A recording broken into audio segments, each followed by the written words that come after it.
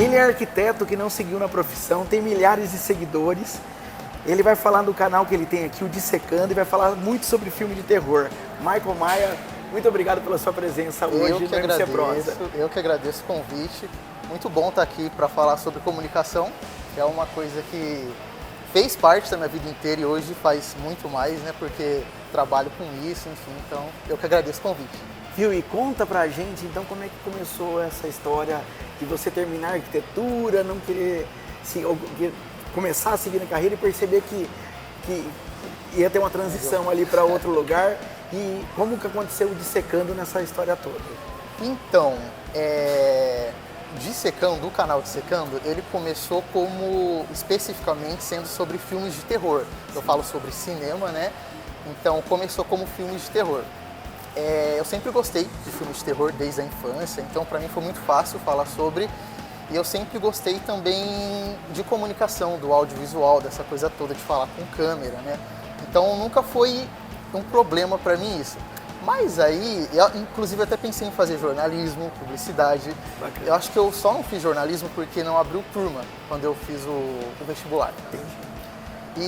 Mas aí eu deixei meio que de lado e falei, aí a arquitetura era uma coisa nova aqui na cidade, né? Falei, vou fazer arquitetura pra ver qual é que é, gosto de arte, gosto dessas coisas, né? E fui, só que no meio do caminho eu vi que não era muito o que eu gostava, mas eu já estava bem no meio do caminho, né? Falei, não, mas agora preciso terminar, né? Mas nessa coisa toda da arquitetura eu voltei, na verdade voltei não, criei, né, o canal Dissecando. Era um projeto que era para começar...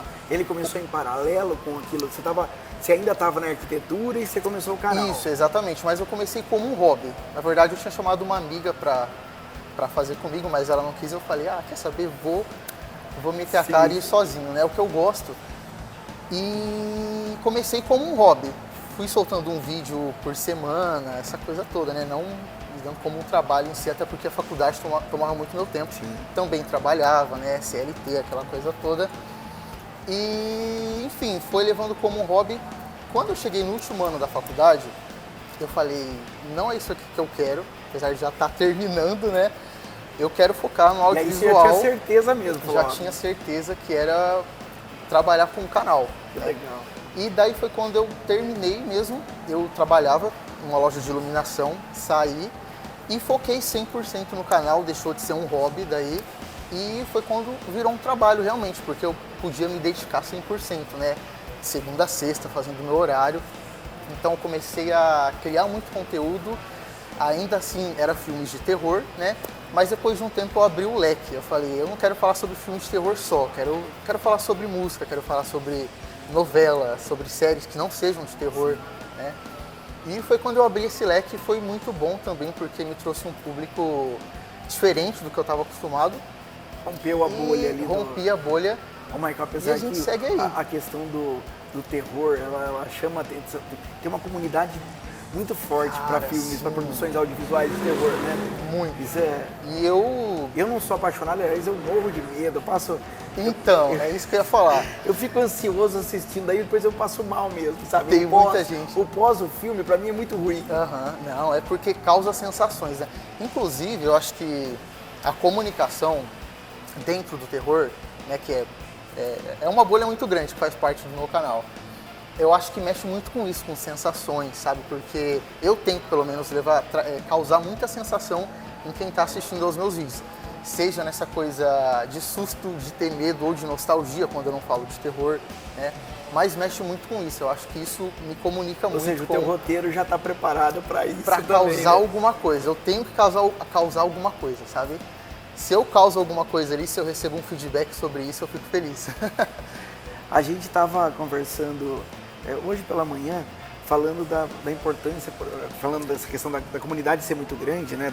Da galera que gosta. Dentro do terror, ainda tem vários, abre um leque, né? Muito grande. Mas a gente estava comentando, por exemplo, do Zé do Caixão, o quanto ele é adorado nos Estados Unidos, por exemplo, né? E foi pioneiro no Brasil. Ele é um pioneiro, e o cara, exatamente. me conta um pouquinho, não sei se você teve experiência de consumir toda a videografia dele cara, e tal. Pior que não, mas eu tenho curiosidade, porque realmente é um pioneiro, é um grande nome. Né? Sim. Fazendo a raça. você pega as entrevistas dele, ele falando que recurso zero. Não, e ele tem filmes, assim, fantásticos, que foram um marco. Eu fui num evento que tava ele e a filha dele, uma vez, em São Paulo. E ele tem, assim, muitos fãs, tinha uma galera imensa. Então, assim, é um cara muito... tem um nome, né, cara? Sim. Mas eu não consumi muito a filmografia dele. E no caso dele ainda tinha aquela aura que ele sempre se vestia de preto, né? Usava quando estava na rua em grandes eventos, ele usava uma túnica, tem a história da unha também. Então, assim, tem uma questão imagética também. E ele apresentava, não sei se você lembra, na Band tinha um quadro que se chamava Cine Band Trash. Era só terror trash que passava. A galera dos bastidores aqui, o pessoal vintage, daí você vai falando assim, nossa, eu lembro. Anos 90. E foi um sucesso também, né? Mas é aquilo, é pra quem gosta, é pra quem consome, porque e ele tinha uma questão também do jeito de falar, por isso que eu tô falando, tem uma questão imagética dele que é muito forte, né? É bem caricato, assim. É, exatamente. E aí a gente comentava hoje cedo da importância dele para esse gênero dentro do cinema, né?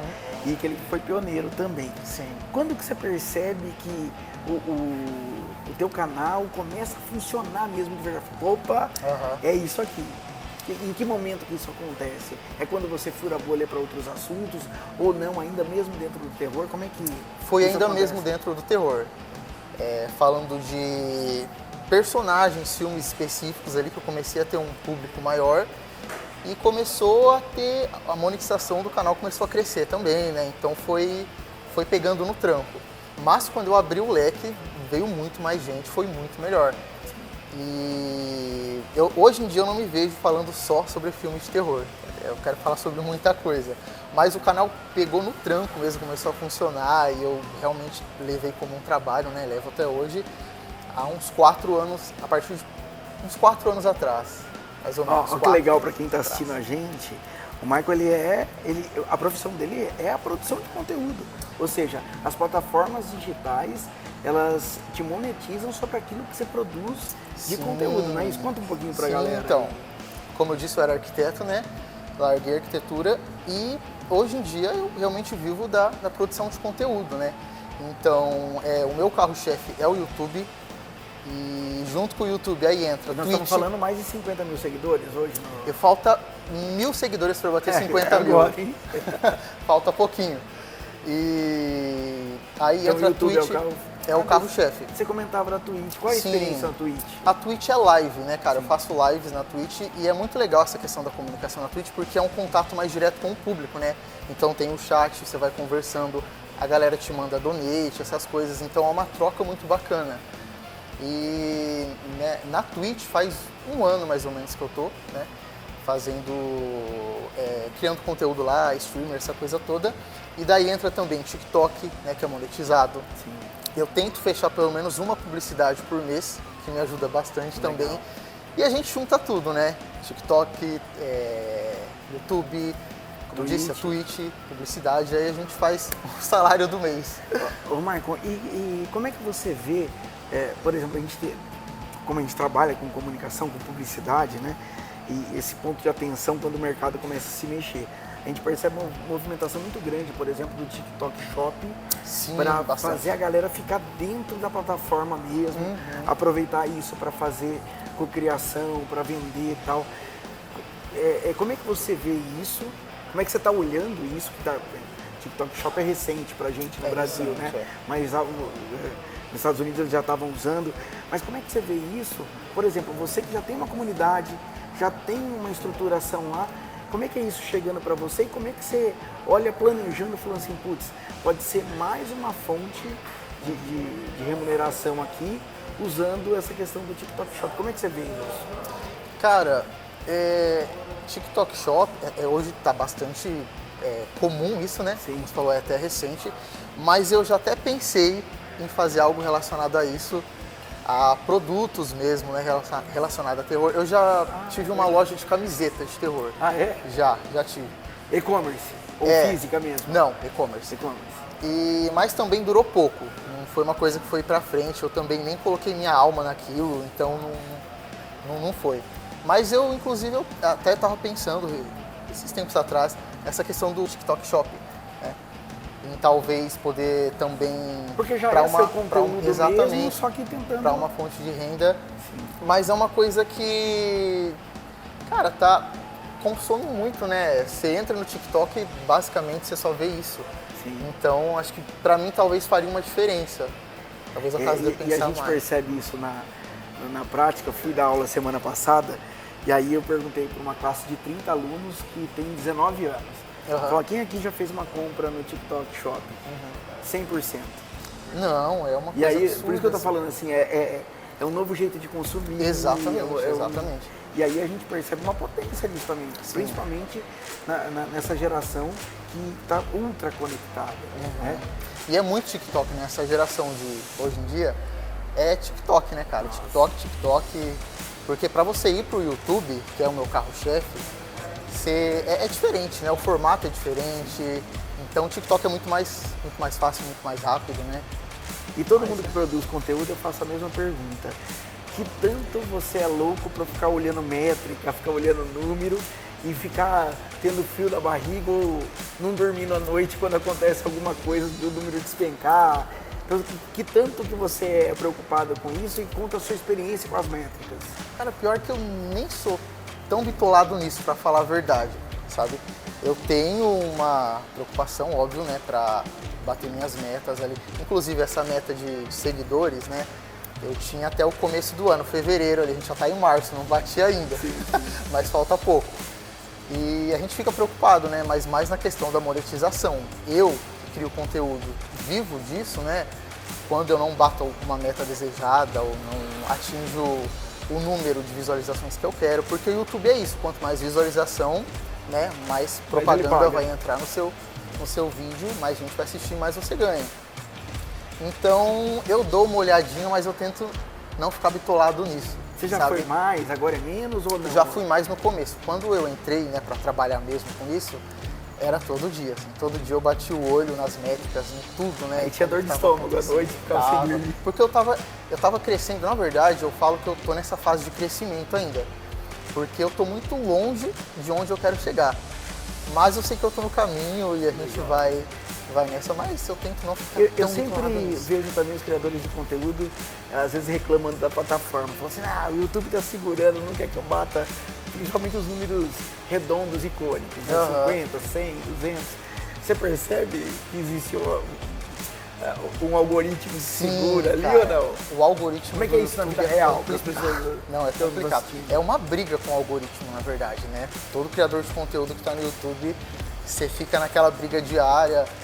Foi até o que eu comentei com você, o YouTube às vezes não entrega vídeo para inscrito seu. Né? Às vezes inscrito seu não sabe que um vídeo saiu ali e fala, oxa, eu nem vi que tinha saído esse vídeo e tal. Então é aquela briga constante, né, cara? E milhares de criadores de conteúdo e você tentando se inserir ali, ter o seu lugar, mas é ir pra cima. O número, eu não vou falar besteira aqui, mas o número diário, eu vi esses dias, tanto no Mundial como no YouTube, de novos conteúdos por dia. É um negócio assim, mas é uma avalanche mesmo. Por isso que tem se falado muito da questão da comunidade, né? Então, por exemplo, você tem um assunto e tem as pessoas que amam aquilo. Sim, né? sim. No caso do teu caso específico, a questão do terror. Mas o YouTube, ou você cresce com o tempo, que é o meu caso, por isso que eu falei, paciência. Eu ainda tô nessa fase de crescimento, sabe? Ou você viraliza de alguma forma ali que vai chover seguidores assim de uma vez. Acontece com muita gente também. Sim. Não foi o meu caso, eu ainda tô ali na luta. Esses dias eu vi o Fausto Carvalho, que é o menzinho, né? Sim, da Faria Lima lá. Ele falando exatamente quando isso aconteceu. Ele foi animador de cruzeiro e tal, né? E aí ele gravou um vídeo numa palestra, numa animação de um evento que ele ia dar, e de repente, em 24 horas, o vídeo que era ele imitando Faria Limer, que foi a primeira vez que ele imitou, quer dizer, ele usava isso dentro de cruzeiro e tal, ele fez um vídeo meio brincando, e falou, cara, viralizou, eu não acreditava, né? O telefone começou a tocar, foi, cara, é um negócio maluco. Daí tanto é que isso só foi uma vez, foi quando ele virou o mendigo mesmo, sim, né? Sim. Então, e é legal essa coisa da visibilidade quando você começa a crescer mais, porque você vai alcançando mais coisas, parcerias, sabe? Igual eu falei, questão de publicidade, eu tenho alguns parceiros já que fecham todo mês. Até questão de permuta também, sabe? Claro. De produtos sempre, eu tenho vários parceiros também, livro, roupa, essas coisas, então é legal também você estar nesse meio da criação de conteúdo, porque tem essa troca, né? Você recebe muita coisa, é gostoso, né? Quem não gosta. Reconhecido também, né? Reconhecimento, é legal. Ô, Michael, então conta pra gente isso, assim, o dia que o telefone toca e do outro lado da linha é Warner Brothers ou é a Sony, isso é um dos muito maiores legal. estúdios de cinema do mundo. Recentemente. Conta essa experiência, o telefone tocar, você olhar, Então, conta pra gente. isso é legal porque de um ano pra cá, mais ou menos, eu tô começando a receber muito convite pra premiere, pra estreias só que em São Paulo, né? Eu moro em Assis, aí isso que dificulta um pouco. Aí, por exemplo, a Estamos a estreia 5 de um horas em filme São Paulo, né? a estreia do filme é na quinta. Às vezes eu recebo o convite na quarta. Na quinta eu tenho compromisso. Aí, então eu perco muita coisa. Já perdi entrevistas também com autores de livros que eu gosto, que me chamaram para fazer. Já perdi muita coisa por morar no interior. Mas aquela coisa, né? Eu não consigo me sustentar sozinho em São Paulo ainda. O fluxo de vida lá é muito diferente daqui. Mas, voltando nessa questão, é muito gratificante você receber, né, um convite da Warner, da Sony, né, estúdios de filme, essas coisas.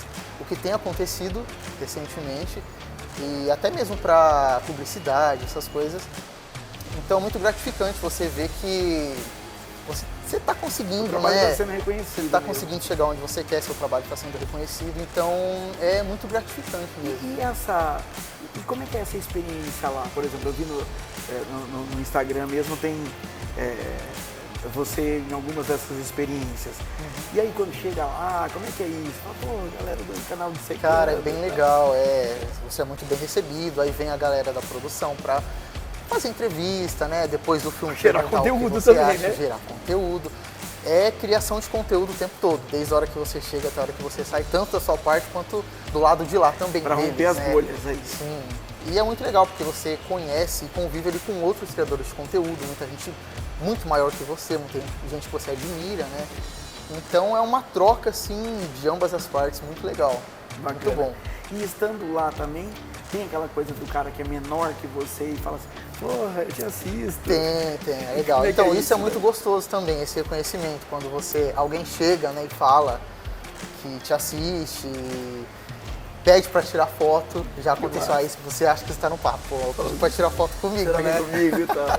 Isso é legal, é um reconhecimento legal. Mas isso acontece muito lá, entendeu? Eu acho que essa coisa da criação de conteúdo, pra mim aqui em Assis, morando em Assis, não é muito proveitoso pra Assis, sabe? Eu sou muito mais se tivesse em reconhecido, São Paulo, teria mais oportunidades. muito mais oportunidade, inclusive de crescimento, Sim. entendeu? Então Porque aqui também em aumenta a Assis, possibilidade de produção do conteúdo. Né? exatamente, collabs com outras pessoas, né? Com outros criadores de conteúdo. E estando em Assis, não possibilita, né, de fazer muita coisa. Sim, sim. Então é meio complicado por conta disso. Mas, cara, a gente tá na Ô, luta Michael, aí. e a tua comunidade hoje, ela contribui diretamente, inclusive na questão da geração do conteúdo, no sentido de, Michael, já viu isso? Olha que bacana. Eles acabam interagindo Sim, dessa maneira, bastante. sugestionar pauta. Como é que é isso no dia a dia? Bastante. Então, eu faço lives na Twitch também, né? E a gente tem um grupo no WhatsApp, a gente tem grupo no Telegram, né, do canal Secando, onde as pessoas são membros, se tornam membros, vai entrando mais gente, a gente vai conversando e eles dão muitas sugestões de filmes do que a gente assiste. Eles fazem pedidos de reacts, né, coisas para eu reagir, porque Eles react geram pautas, é uma coisa... ficam gerando pautas Sim, ali. faz isso, reage a isso, o que você acha de falar sobre isso? E eu sempre vou colhendo tudo isso, né, tanto nessas comunidades, quanto também nos comentários ali da galera no YouTube, né, eu sempre estou de olho em todos os comentários, sempre tento responder tudo, porque para mim é muito importante esse feedback e estar sempre em contato com quem me assiste, né, porque se não fosse por eles eu não teria o canal, claro. não teria esse trabalho, né. É por isso que as marcas estão cada vez mais colocando energia em construção de comunidades. Exatamente, E aí, cara. igual você, quando tem seus parceiros lá de marcas, por que eles usam um creator, um influenciador? Exatamente porque você já tem uma comunidade construída, né? E aí você pega a reboque naquilo lá. Ou seja, as marcas te patrocinam, estão com você exatamente para dividir a questão da comunidade, aquilo que você já construiu. Exatamente. E aí, isso é muito bom. A gente cara, fala, isso é muito bom. quando tem as reuniões de planejamento aqui, o quanto é custoso você começar uma comunidade do zero, né? Nossa, se você fosse começar dissecando hoje, eu falo, não sei. Cara, é porque é que assim, eu incentivo a todo mundo que começar a criar conteúdo para realmente ir, porque é uma coisa que, se você coloca dedicação e amor naquilo, se você tem facilidade também, né, com a câmera, essa coisa toda, vai, porque o caminho é difícil, mas é gratificante também. Quando dá certo no quesito trabalho, Sim.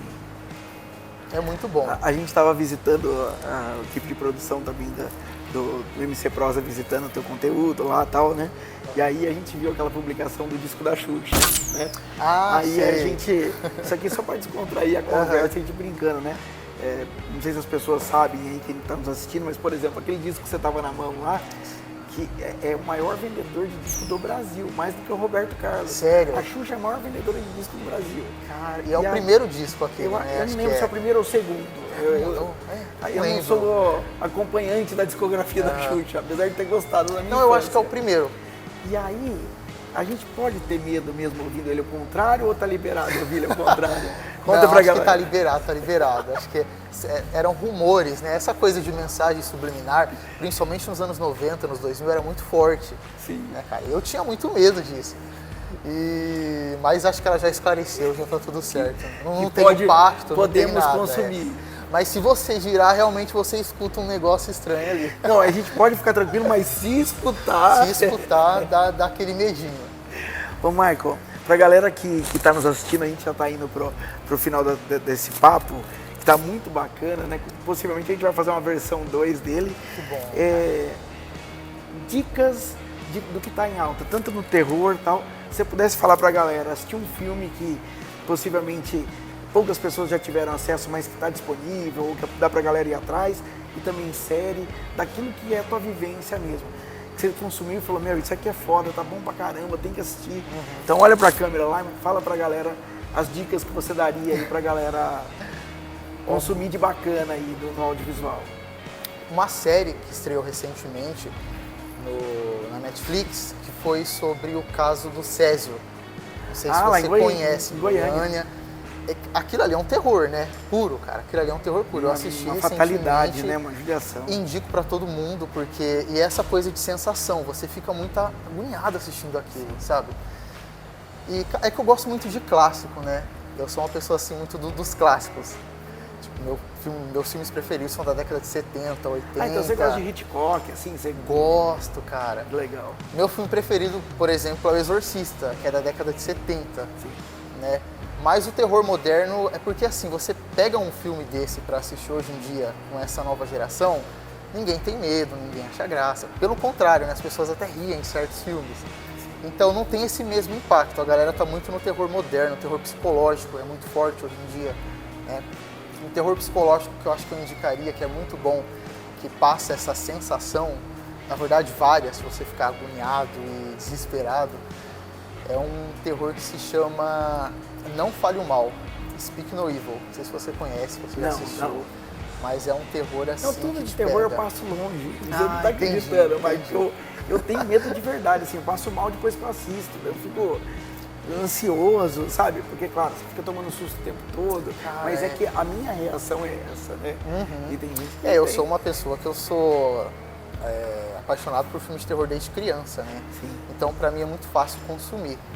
Mas acho que o terror moderno, assim, a gente tem muita coisa boa hoje em dia, né? Muitos títulos que são grandes nomes, Sim. Hereditário, A Bruxa, Midsommar, são filmes, assim, super em alta que a galera gosta. Eu acho que é o que a galera mais consome, assim. Bacana. Então tem as dicas do Michael aí. Ô Michael, fala pra mim a sua opinião também sobre, recentemente no Brasil, a gente tem essas histórias criminais de vida real sendo produzidas, né, em cinema, ou em documentários, ou em séries.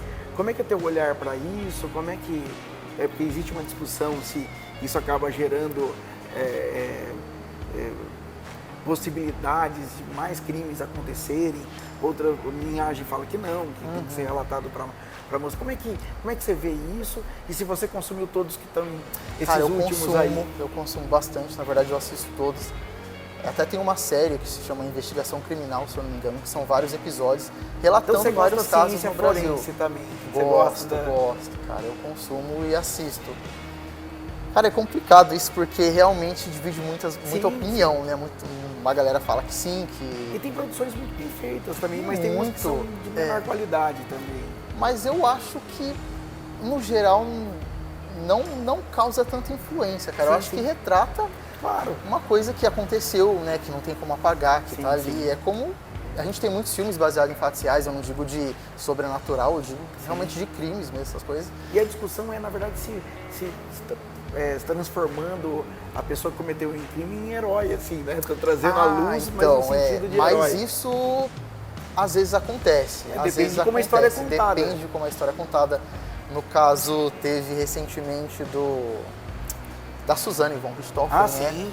Que, pô, uma galera, ela tem fãs, né? Tem essa coisa toda. Tem gente que realmente é fã dela. Fã. Acredite se quiser, tem gente que é fã dela. E ela tem comunidade, pra você ter noção. Sim. Então, teve também acho que do Dahmer, se eu não me engano, que as pessoas começam a ver com outro olhar, né? Tipo, nossa, quero assistir, quero ver mais dele. Sim. Porque a visão muda, né, cara? Isso eu realmente acho que não deveria acontecer, porque, pô, foi um criminoso. A história acaba sendo roteirizada, mais romantizada. Romantizada. Eu não passo dessa linha, sabe? Sim, eu sei muito bem assistir aquilo da forma que tem que ser assistida. Sim. Eu não romantizo nada. Mas acontece, tem uma galera que se deixa levar ali. Eu imagino. Marco, a gente agradece demais. Antes da gente finalizar, eu gostaria que você desse um recado. Para quem está começando agora, a gente sabe que a geração Z, ela está muito influenciada pela geração de conteúdo também. Sim. E muitos já sentem vontade de começar a produzir. Então, para a galera que está começando, ou para a galera que começou recentemente, e às vezes está ainda sofrendo com a história do algoritmo, qual é o recado que você deixa sobre a questão da produção de conteúdo propriamente dito, independente de qual assunto essa pessoa faz ou fale, mas qual dica que você deixa aí pra galera aqui, ou tá começando ou que começou recentemente? Bom, eu acho que para quem quer, né, seguir nesse nicho da criação de conteúdo, de produzir conteúdo, coloca muito amor, porque é difícil, né, é complicado essa coisa do algoritmo, você tem que estar lutando o tempo todo, porque sempre vai ter gente muito maior que você, né, que vai passar na sua frente, questão de visualização, de tudo, mas chega uma hora que o reconhecimento vem, né, você fica batendo tanto naquela tecla, que uma hora tem que vir. A repetição. Mas eu acho que a questão seja a bolha, eu acho que ajuda muito também. Eu comecei no terror, né? Depois eu foi melhor, mas o terror me fez muito também, sabe? Então, para quem é muito em um nicho específico, quer falar sobre aquilo também, vai sem medo, porque eu acho que quando a gente coloca determinação, sabe, e faz uma coisa bem feita... Persistência. E não precisa de bons equipamentos, boa iluminação, uma boa câmera. Eu acho que fazer com o que você tem ali já é um ótimo começo e no final dá tudo certo. Marco, deixa os principais endereços para a galera seguir o Dissecando. Quais são os principais aí? Bom, YouTube, né, carro-chefe. Twitch, e lá no TikTok, YouTube tá como Dissecando mesmo. Todas as redes, né, como canal Aliás, Dissecando. o nome é ótimo, hein?